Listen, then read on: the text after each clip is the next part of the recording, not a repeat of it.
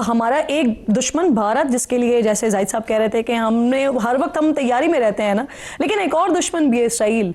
तो सर क्या उसके हवाले से हम हैं तैयारी में? पहले भारत हमें कहता था कि हम आपको मारेंगे, अभी हमें पता चला है कि इजराइल ने भी आज स्टेटमेंट जारी किया। और पाकिस्तान का जिक्र करते हुए इस्राएली वजीर आजम ने पाकिस्तान को भी निशाना बनाने का इशारा दिया। So we did exactly what America did. They went and killed Osama bin Laden in Pakistan. And I say to all nations who harbor terrorists, you either expel them or you bring them to justice.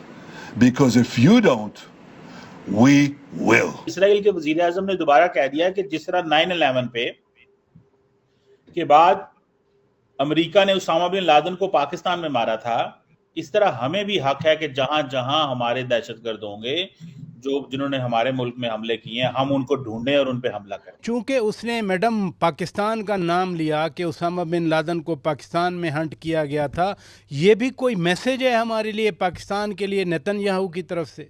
Israel की बेरहमाना गुंडागर्दी ने साबित कर दिया कि बारी तो अब सबकी आएगी। पिछले एक महीने में इसराइल 5 मुल्कों पर बमबारी कर चुका है। मुझे तो महसूस हो रहा है कि पाकिस्तान और इसराइल के टाकरे का वक्त बड़ी तेजी के साथ करीब आ रहा है।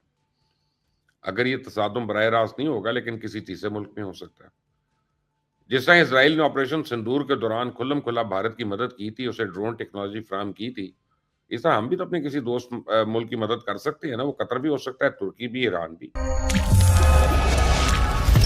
नमस्कार दोस्तों, इजराइल के कतर पर हमले के बाद इजरायली पीएम ने एक स्पीच की, जिसमें इजराइल के पीएम ने सीधे धमकी दी कि जिसने हमास के नेताओं को कतर में शरण दी या किसी और देश ने, तो उस पर भी सख्त कार्रवाई की जाएगी। इजरायली पीएम ने पाकिस्तान का नाम लेते हुए कहा, जिस तरह अमेरिका ने 9/11 हमले के मास्टरमाइंड ओसामा बिन लादेन को पाकिस्तान में घुसकर मारा था, ऐसे ही इजराइल को भी हक है कि वो अपने दुश्मनों को घर में घुसकर मारेगा। अब इसको लेकर पाकिस्तान सदमे में है। पाकिस्तानी मीडिया चर्चा कर रहा है, ये जो इजराइल के पीएम ने पाकिस्तान का नाम लिया है, इसका मतलब ये है अब इजराइल का अगला निशाना पाकिस्तान है और इजराइल भारत के साथ मिलकर हम पर हमले का प्लान बना रहा है। तो चलिए दोस्तों, इसी पर आगे पाकिस्तानी मीडिया का रिएक्शन देखते हैं। पहले भारत हमें कहता था कि हम आपको मारेंगे, अभी हमें पता चला है कि इजराइल ने भी आज स्टेटमेंट जारी किया कि हम कतर पे दोबारा हमले कर देंगे। पाकिस्तान के वजीर आजम सुना कतर गए हुए हैं उनको एश्योर करने में कि हम आपके साथ हैं। एक तो इस पे भी कमेंट कीजिएगा। और दूसरा, इसराइल के वजीर आजम ने दोबारा कह दिया कि जिस तरह 9/11 पे के बाद अमेरिका ने उसामा बिन लादेन को पाकिस्तान में मारा था, इस तरह हमें भी हक है कि जहां जहां हमारे दहशतगर्द होंगे, जिन्होंने हमारे मुल्क में हमले किए हैं, हम उनको ढूंढें और उन पे हमला करें। क्या कहेंगी? इजराइल क्या पाकिस्तान को थ्रेटन कर रहा है, कतर को थ्रेटन कर रहा है? What do you make of that madam? क्या मतलब ये अगर उन्होंने नेतन्याहू ने ये कहा है कि जहां जहां पर भी टेररिस्ट होंगे या ऐसे लोग होंगे जैसे कि 9/11 वाला हमारे यहाँ पाया गया था उसामा बिन लादेन, तो वहां पर अटैक करेंगे, तो हम ये क्यों समझ रहे हैं कि वो हमें ही कह रहे हैं? इसलिए कि हम तो मानते ही नहीं कि हमारे यहाँ कोई टेररिस्ट है।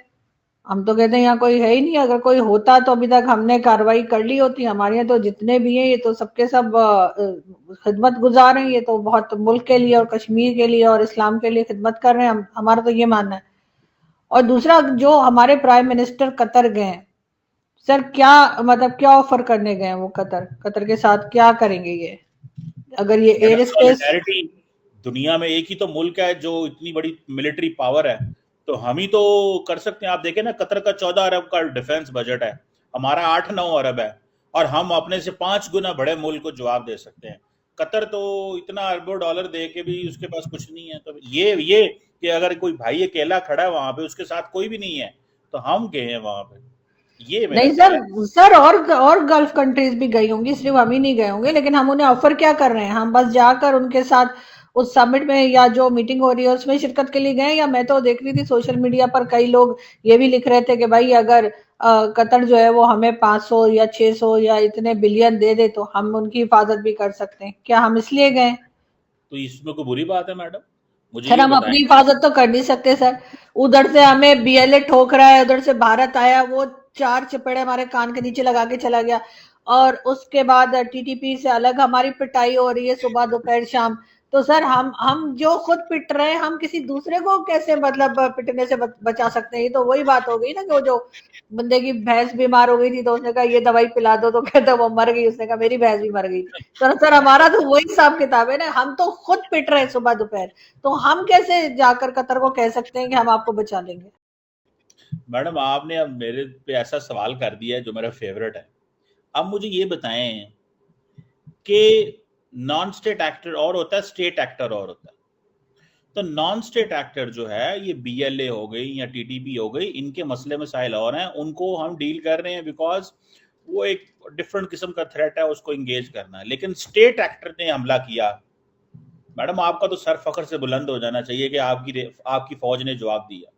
आपका सर फखर से बुलंद होना चाहिए। आप कह रही हैं वो इंडिया आया, देख कान के नीचे 4 मारी। भाई हमने इतनी मारी कि जहाज नहीं उड़ा सके वो।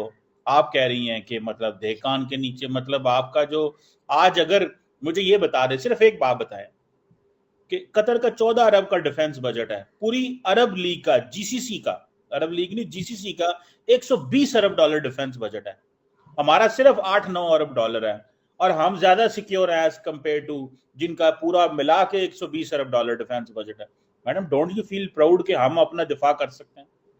नहीं सर, मुझे ऐसा नहीं लगता कि हमें इसके ऊपर प्राउड होना चाहिए कि जी हमने इतना अपना डिफेंस बजट बढ़ा दिया है, जबकि हमारे यहाँ जरूरत इस बात की है कि लोगों के पास खाने को हो, लोगों के पास जॉब हो।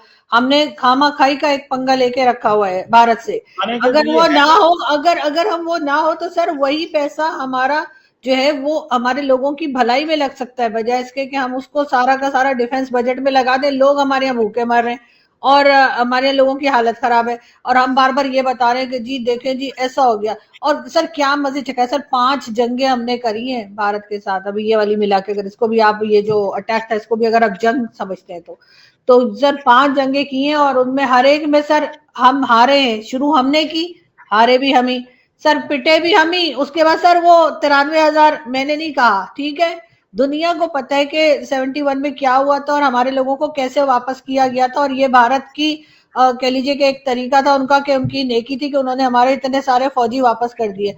हमने एक पायलट वापस किया और हमारे ढोल हैं कि हम रोक ही नहीं रहे ढोल बजाने में। ओ जी हमने उनका पायलट वापस कर दिया, वो देखे जी उन्होंने अटैक किया था, हमने पायलट वापस कर दिया।